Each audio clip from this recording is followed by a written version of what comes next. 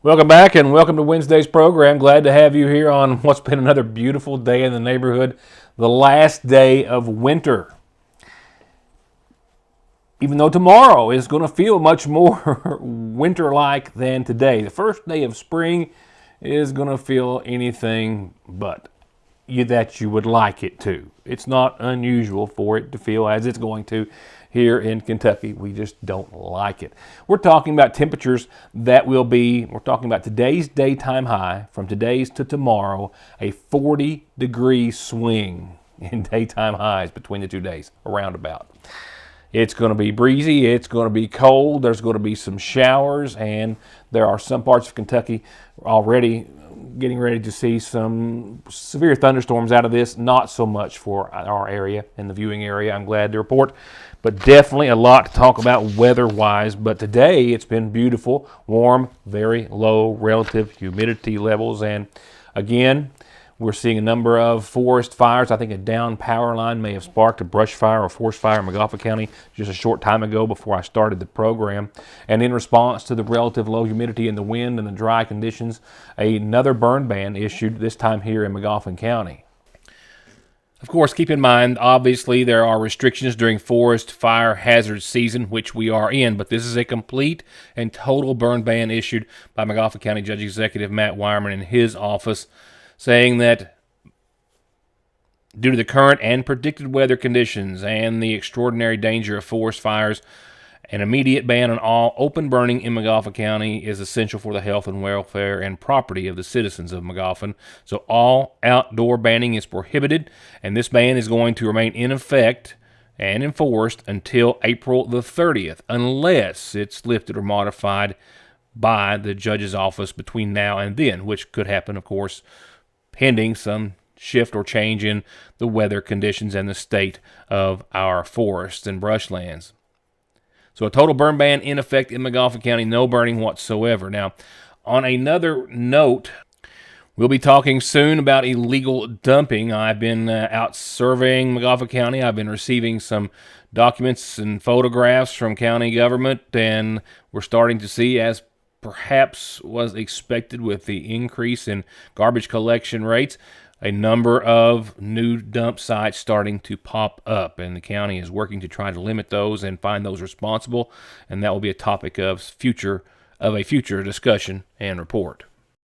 I'll have coverage of the McGoffin County Fiscal Court meeting from last night in just a few seconds, and that also includes our spring cleanup dates, which have been announced for the entire county of McGoffin and that in the city, which of course usually coincides with it. I'll go through those after we get to coverage of the meeting in just a few moments. Let's go ahead and go to our first local headline tonight. A former McGoffin County school teacher and retired Kentucky State Police trooper, as we have followed now for a number of months, was to stand trial, a jury trial this week in Johnson County. The trial, originally slated for 3 days, took only 2 and wrapped up last evening with a not guilty verdict. You'll be able to read more about these. You'll be able to read more about this in tomorrow's edition of the Sagersville Independent, but 49-year-old Anthony Tobby of Middle Fork Road in Sagersville did appear in Johnson County Circuit Court this week as the jury heard his case while he was facing 2 counts of third-degree rape and third-degree sodomy, inevitably finding him not guilty of the charges. As of airtime tonight, the order from the judge in the Johnson County case has not been made available to us or to the public. It is still pending. But what we understand and know at this time is that he was found not guilty and is still facing similar charges here in McGoffin County, with that trial in that case still set to begin on April the 2nd to be heard in front of Special Judge James W. Kraft in the Letcher County Circuit Courtroom. Tobby was first indicted in McGoffin County Circuit Court in July of 2023 and charged with 1 count of first-degree sexual abuse and 1 count of third-degree rape, both Class D felonies. According to that indictment, on or around March the 1st through June the 1st of 2018, he allegedly subjected another person to sexual contact by forcible compulsion, and on around March the 1st through August the 12th of that year, he was accused of engaging in sexual intercourse with another person under the age of 18 while he was a person or in a position of authority of special trust, i.e., of course, his position as a criminal justice instructor or teacher in the McGoffin County High School. I'll be right back. My name is Don McFarland, and I have been an attorney in Eastern Kentucky for over 30 years. This is my son, Max McFarland. I'm very proud of Max. He is incredibly intelligent, a hard worker, and is graduating from law school this spring. Max will take the bar exam this summer. We are a family and we treat our clients like family. Bigger law firms are not always better law firms. There is no substitute for experience, personal attention, wisdom, and knowing who your attorney is. When you have any legal needs, come see us and we will personally represent you, and we will put our experience and energy to get the results you need. If you have been in a car wreck, injured on the job, in need of Social Security disability benefits, or have any legal needs, come see us and let us take care of you. Call us at 349-9000.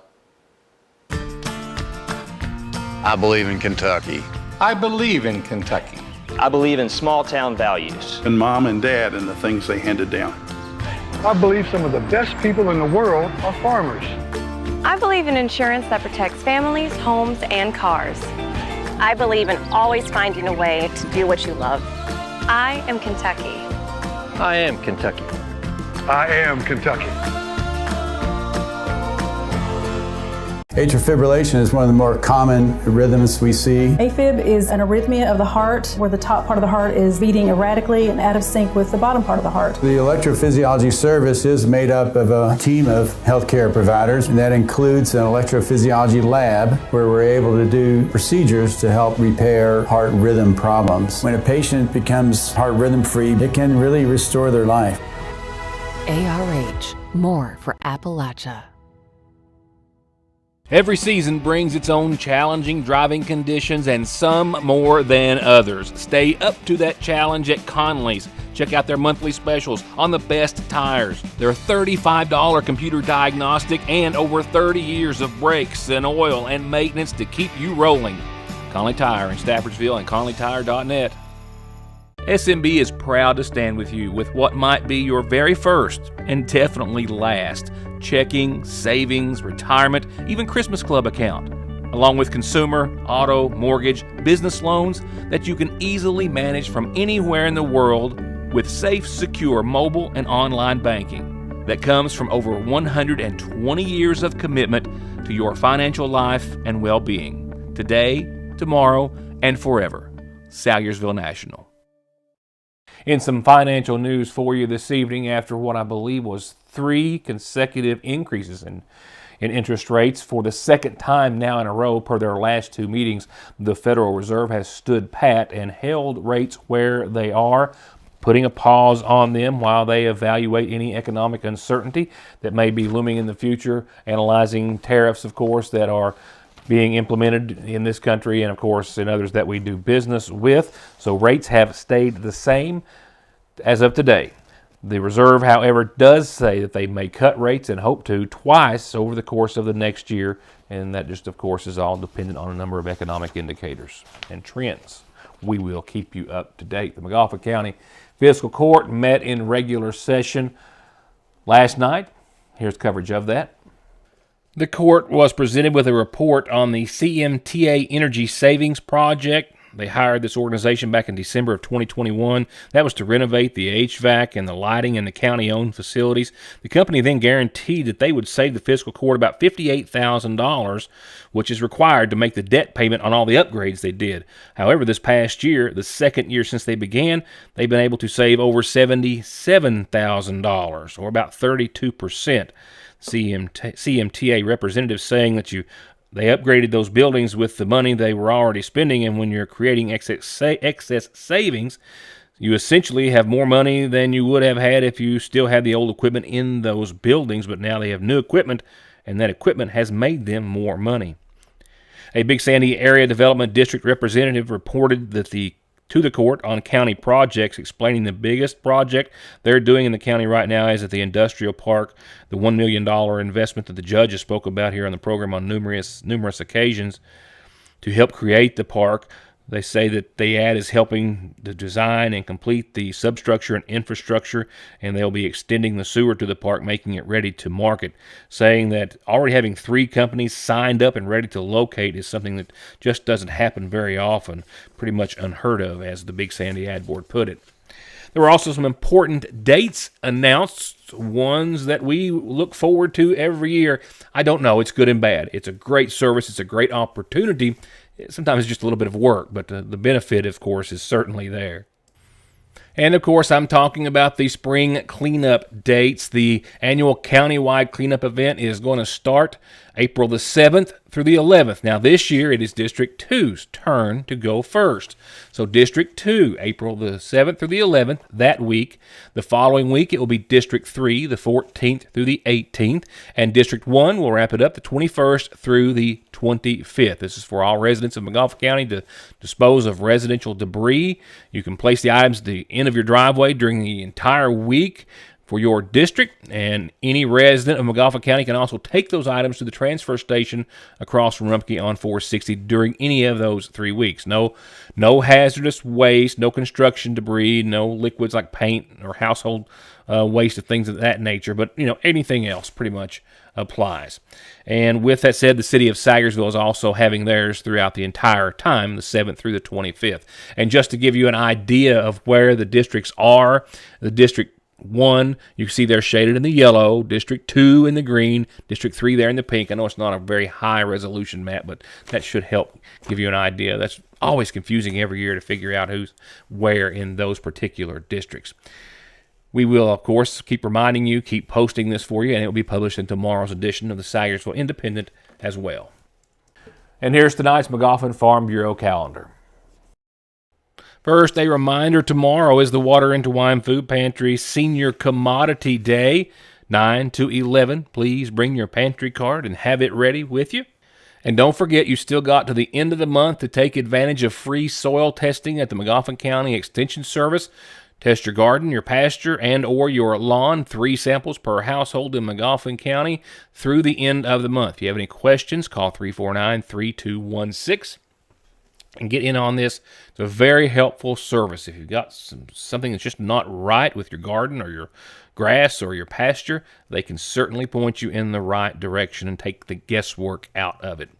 Don't forget that the first McGoffin County Honeybee Association meeting of 2025 is coming up this Monday. If you're a beekeeper, you want to be a beekeeper, want to just learn more about it, or maybe hear their guest speaker, the bee man himself, well, you're invited. Come and learn more and be a part of it. 6 o'clock Monday night at the Extension Service. Call 349-1236 if you have any questions. And the McGoffin County Farmers Market. If you're interested in selling produce at the Farmers Market this year, you have to attend this training. They have a WIC and senior voucher training for the Farmers Market coming up on this 31st day of March coming up. So it'll be the last day of the month on a Monday at 2 o'clock at the Extension Service. And the mushroom workshop slated for Tuesday, April the 1st. Well, they would like to hear from you if you're planning on attending. Participants learn about growing and harvesting mushrooms and how to make their own shiitake mushroom log to take home. Call to register, 349-1236 or 3216. That's going to be 2 sessions that day as well to get everybody in, noon or 5, Tuesday, the first day of April, which will be here before you know it. And the next Diabetes Connection event, talking and discussing diabetes, will be the 27th. That is next Thursday. They'll be discussing physical activity and sleep. You can join them via Zoom or at the Extension Service. And you can join the calendar, birthdays and anniversaries included as well, by simply getting me the information any way you can, and I'll tell everyone else about it. The McGoffin County Funeral Home brings us nightly obituary listings, and tonight a reminder that services start in the morning at 11 for Theda Watkins, 86 of Falcon. She passed away Sunday at her home. Survived by her daughter Karen, her son John Watkins, her grandson Dwayne Estep, a number of great-grandchildren, and a great-great-grandchild as well. Services for Theda will be held tomorrow, starting at 11 from the Sagersville Funeral Home.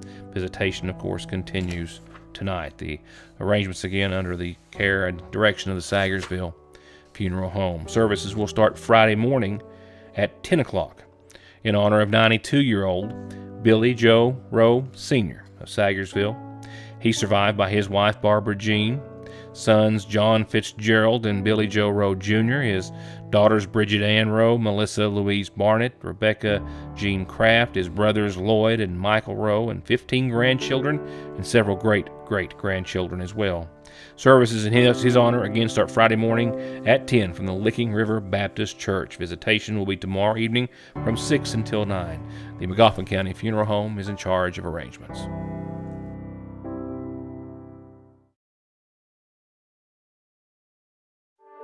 I love working in the coal mines, even though it was hard work. But if you suspect you have black lung, you can't work anymore. You'll find out that filing for benefits is hard too. I had friends who give up after years of trying. If it hadn't been for Big Sandy Healthcare, I wouldn't even try myself. If you think you have black lung, call Big Sandy Healthcare and get the help you deserve. Colin Mockery and Brad Sherwood, the dynamic duo from television's Whose Line Is It Anyway, are coming to town, and they're asking for trouble. Our show is completely made up. Prepare for a side-splitting interactive extravaganza as these improv wizards hit the stage, serving up a night of unscripted comedy gold. It sounds like a big waste of time and a lot of money. It is. Don't miss Colin Mockery and Brad Sherwood. Catch them on Sunday, May 18th at the Mountain Arts Center. Get your tickets today at macarts.com. And before I tell you about a major shift weather-wise, Governor Beshear earlier in his Team Kentucky update covered a couple of things, and I'll cover a few of those in the area of economic development. Governor Beshear joined local officials and leaders of Mizcan America, an industry-leading producer of pasta sauces and vinegars, to break ground on the company's $156 million expansion project in Owensboro. That'll create about 45 new jobs. On the topic of storm recovery, the governor launched the Team Kentucky Storm Relief Fund to donate. You can find it on their social media and web platforms. As of this morning, the fund had raised over $880,000. Several generous donations, $150,000 from the Outlaw State of Kind Foundation, Chris and Morgan Stapleton's Charitable Fund, $30,000 from Jim Beam. The list indeed goes on. As of March the 17th, the Federal Emergency Management Agency has also approved, they say, more than $22 million in housing and other types of assistance to more than 38 Kentucky households. There are now 12 disaster recovery centers open, 13 as of tomorrow. And with that, it's your Licking Valley RECC Outlook, where we're looking at a major shift and swing weather-wise. We're talking about the low 80s today, low 40s tomorrow. Yeah, we topped out at 82, a little more than 82 degrees, and we're at 81 right now. It's been a beautiful day in the neighborhood. It's been a breezy day with that. West-southwesterly winds right now around 4 miles per hour being clocked outside the studio. Biggest gust we had today was 24 miles per hour. That is a breezy day in the downtown area. And check out that humidity, 15%. That is ultra low. And no rain, of course, for a little while our sunrise was at 7:37 and sunset will be at 7:44. A red flag warning does remain in effect till 10 o'clock tonight because of those strong and gusty winds and that very low humidity for much of eastern Kentucky. Thus the burn ban in McGoffin, Johnson, and other counties which have all followed suit for obvious reasons. Tonight we expect to see around 48 degrees for our low. Winds are still going to be out of the south for the rest of the evening. You might even see some back in the 20s or a little bit more. Precipitation tonight, not so much. Far western Kentucky might get in on some action and some possible severe weather there. It's not making its way into eastern Kentucky by any grand scale. We do have an 80% chance of showers tonight. We're talking less than a tenth of an inch is what they'll produce, if that. Showers tomorrow, mainly between noon and 4. Pretty narrow window. Partly sunny at times on your Thursday, but temperatures are going to tank. This cold front coming through will take us again from 82 or a little better than 82 today to 44. We'll fall to around 44 by 5 o'clock tomorrow evening. It's going to be blustery. It's going to be much colder, and there will be some light shower activity. Right now, not seeing any severe weather threat for the viewing area. Glad to report, but man, the wind chill factor will certainly wake you up and be brisk tomorrow. on the first day of spring. Southwesterly winds again up to 25 miles per hour throughout much of your Thursday. And Friday, it's all out of here. Sunny and 54. Saturday, sunny and 60. So definitely we're going to reboot and recover, and that's not a bad thing. First half of your weekend, again, 60 and sunny. And then the latter half, 63 and partly sunny for your Sunday. Now with that, shower chances work their way right back into your forecast, and they're just kind of pesky, and they just hang around for days. And as we get into the first full week of spring, that beautiful spring weather like we've had today that we all love, well, it's not in the cards for us. In fact, we take another hit temperature-wise. Sunday, 63, partly sunny, a 90% chance of showers, mind you, on your Sunday, and more importantly, Sunday night. Those showers linger into your Monday, still right around 60, partly sunny, a 30% chance of showers.